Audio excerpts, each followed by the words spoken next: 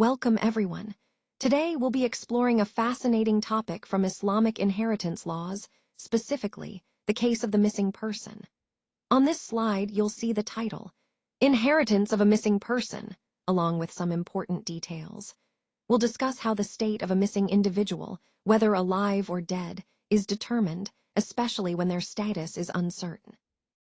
We'll look into reasons why someone might be missing, like traveling, participating in battles, shipwrecks, or being captured. Additionally, we'll go over how the heirs' shares are affected if the missing person is among them, and how legal authorities estimate waiting periods before declaring someone deceased. This presentation aims to clarify these complex rules, and I'll walk you through the key points step by step. So, let's get started.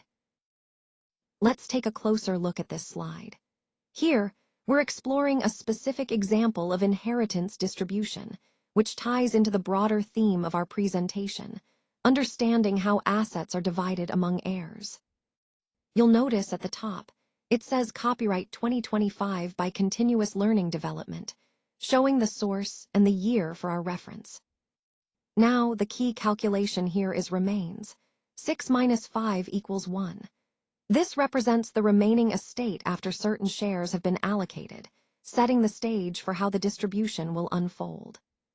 Moving to the table, it's structured to show the different categories of heirs, those who are dead, alive, or missing, and their respective shares.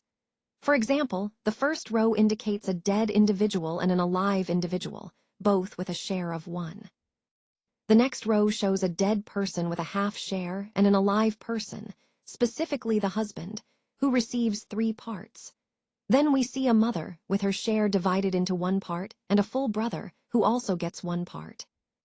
Interestingly, the last row points out a dead individual and a missing full brother, where the share for the missing brother isn't specified, marked as an M-, highlighting that in some cases, a missing heir's share may be unassigned or uncertain.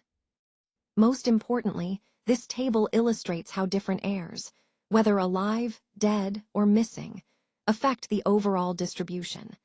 It emphasizes the importance of identifying each person's status to determine their rightful share. Connecting this back to our overall theme, understanding these distinctions helps ensure fair and accurate inheritance planning, especially in complex family situations.